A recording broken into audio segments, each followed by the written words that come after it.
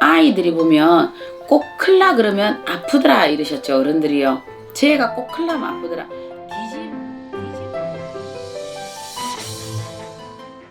네, 작두신당의 정정은입니다. 요즘은 사람들을 만나다 보면 참 많이 이유 없는 우울증도 있고 이유 없이 아픈 사람도 있고 이유 없이 힘든 사람도 있습니다. 뭔지 모르는 게 모든 게 나락하니 아무것도 하기 싫다는 사람들도 있습니다. 근데 그 증세가 왜 올까라고 이렇게 기도를 하면서 받았던 얘기들이 그것이 그 인간이 성장해 나가는 성장통이다 그렇게 얘기를 하셨거든요. 사람에게는 어느 정도 굴곡이 없으면 정말 밋밋하게 올라가는 나무와 똑같습니다. 그런데 인생이라는 것이 때로는 넘어지고 때로는 그 자리에서 주저앉고 때로는 대성통곡도 하고 그러고 나면서 우리는 커나가는 게 아닌가 보는 거거든요. 우리가 어떻게 보면 1차 대전 거치고 2차 대전을 거치면서 사람이 가장 사람다워졌던 경우들이 아닌가 싶거든요. 1차 대전이 끝나고 나서는 사람들이 좀 더 많이 사람다워졌고 2차 대전이 끝나고 나서는 사람들이 좀 더 신사적이 되지 않았나 이래 보는 거거든요. 만약에 그런 것이 없더라면 여전히 돌도끼 들고 다녀야 되지 않았나 하는 생각이 듭니다.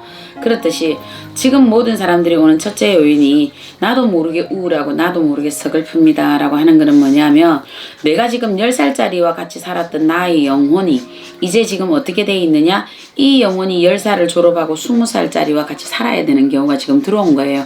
그런데 이거를 인정하기에는 10살짜리와 길들여져 있었던 것들이 있어서 이 사람이 이 20살을 받아들이지를 못하는 거예요. 그래서 여전히 어린아이처럼 나도 모르게 우울해요, 심란해요 이거거든요.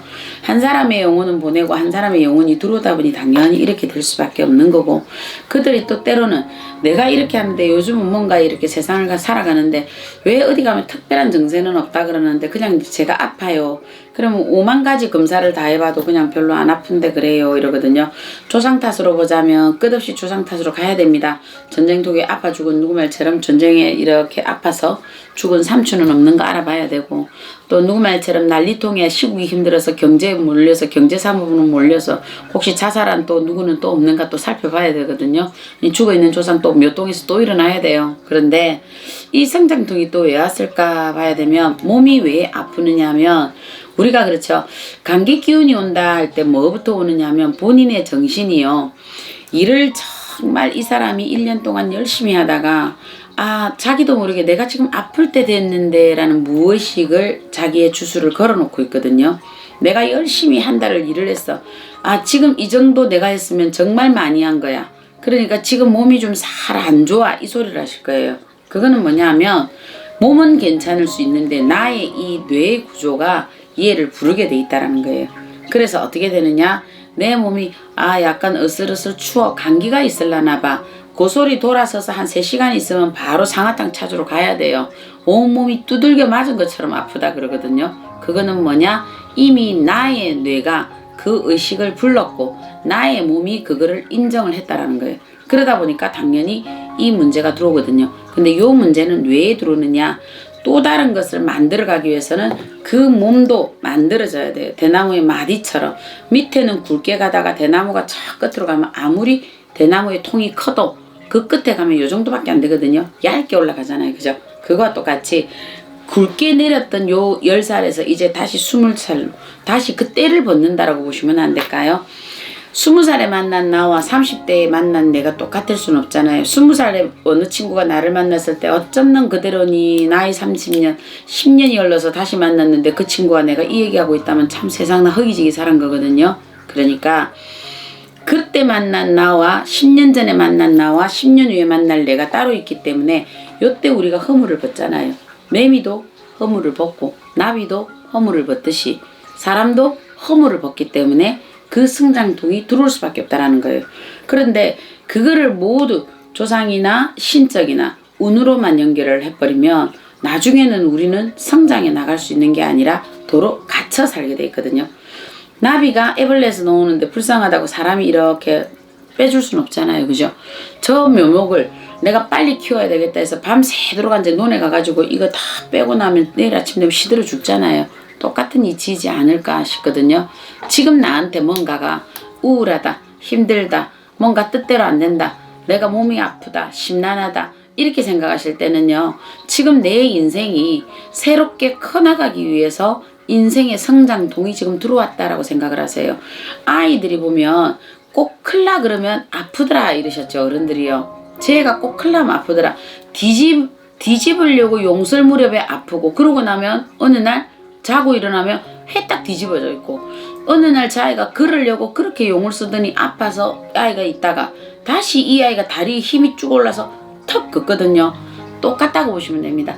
아이들은 몸으로 말했고 어른들은 이 생각으로 말을 하는 거거든요. 그래서 이 모든 것들이 나의 조상이다, 나의 어떤 것들이다, 이렇게 연결해가면 나의 영혼은 다시 수준이 낮아지는 관계로 갑니다. 그래서 몸은 40으로 가는데 나의 영혼은 10살에 머물러 있다, 이렇게 얘기를 하시는 거거든요. 이런 성장통이 올 때는요, 아프면서 생각하세요.